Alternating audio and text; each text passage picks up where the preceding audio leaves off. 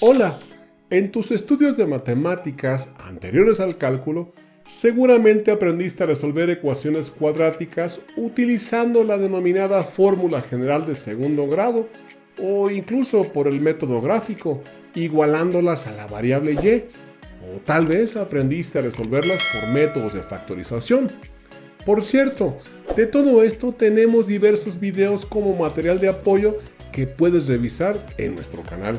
En este video vamos a estudiar la función cuadrática, pero considerándola como un caso particular de la función polinomial.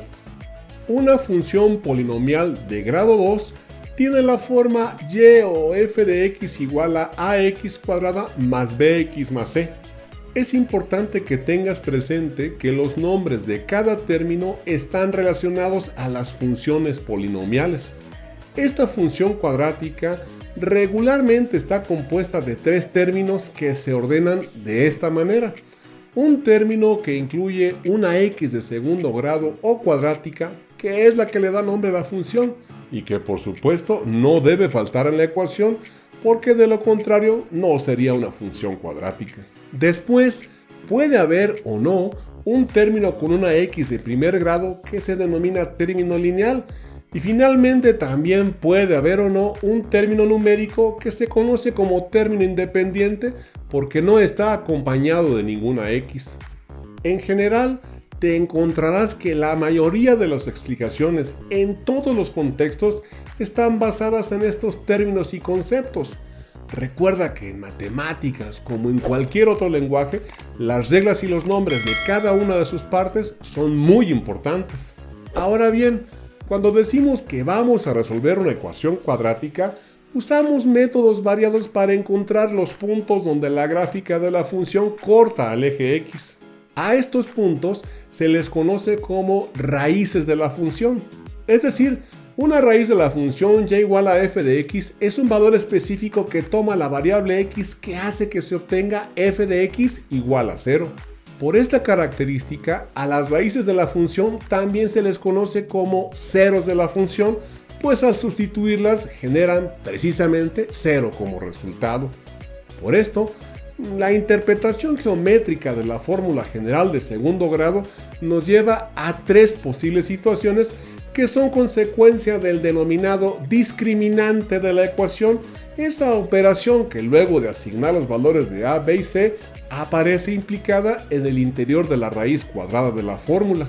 Cuando el resultado de b cuadrada menos 4ac es mayor que 0, entonces la gráfica de la función interseca al eje x en dos lugares, de donde se desprende que la ecuación tendrá dos soluciones. Cuando es igual a 0, entonces la gráfica es tangente al eje x, es decir, lo toca solo en un lugar, por lo que la ecuación tendrá dos raíces reales repetidas.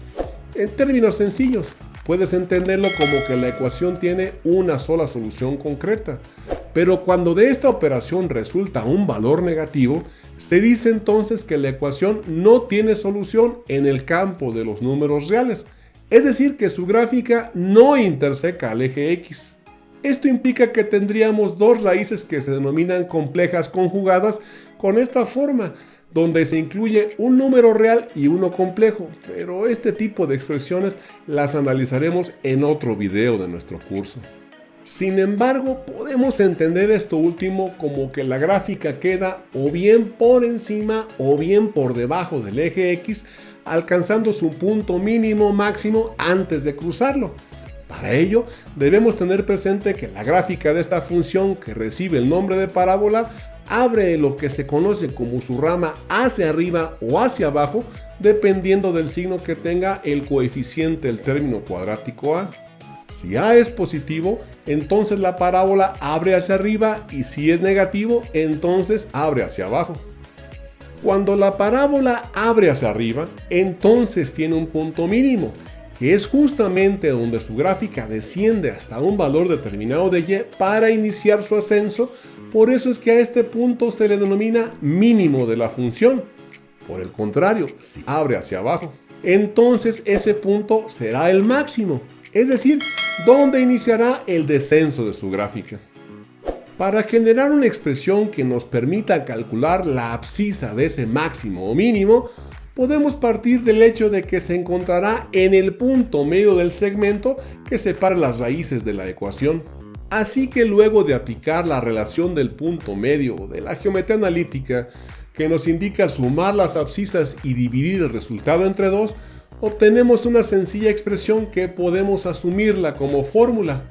Así, el máximo o mínimo, según corresponda, tendrá una abscisa que podemos obtener mediante esta relación. Los valores de A y B son los mismos que se aplican en la fórmula general para resolverla. A partir de esta abscisa, podemos ahora evaluar su valor en la función cuadrática para obtener el valor de su ordenada, lo que luego de algunas sencillas operaciones nos permite posicionar el máximo o mínimo de la función en esta coordenada. Te repito que los valores que tendrán A, B y C son los mismos que tomamos de la ecuación original, por lo que al sustituirlos y calcular las coordenadas del máximo o mínimo no representa mayor dificultad. Veamos un ejemplo de su aplicación. Si se nos pide calcular las raíces y definir la gráfica de la función cuadrática f de x igual a x cuadrada menos 4x más 3, podemos obtener sus raíces utilizando la fórmula general, identificando cada uno de los valores de la fórmula por comparación directa con la ecuación. Así a será igual a 1, b es igual a menos 4 y c es igual a 3. Si sustituimos estos valores en la fórmula general de segundo grado, teniendo especial cuidado con el manejo de los signos, vemos que obtenemos las raíces x igual a 1 y x igual a 3. Estos valores obtenidos son los puntos donde la gráfica de la función corta al eje x. Por lo tanto, evaluados en la función original, sus resultados deben ser 0, como podemos comprobar con unos sencillos cálculos. Como vemos que en ambos casos obtenemos un resultado igual a 0, entonces, por definición, estos valores son las raíces de la función. Para construir su gráfica, partimos del hecho de identificar que el coeficiente del término cuadrático a igual a 1 es positivo, por lo que la parábola abre su rama hacia arriba. A partir de lo anterior, concluimos que la función tiene un mínimo, cuyas coordenadas podemos calcular mediante la expresión que determinamos anteriormente. Luego de operar, vemos que la función tiene su punto mínimo, es decir, donde inicia el ascenso de su gráfica en el punto m2,-1. Si ubicamos los puntos de las raíces y del mínimo de la función en el plano cartesiano, podemos generar la trayectoria de su gráfica.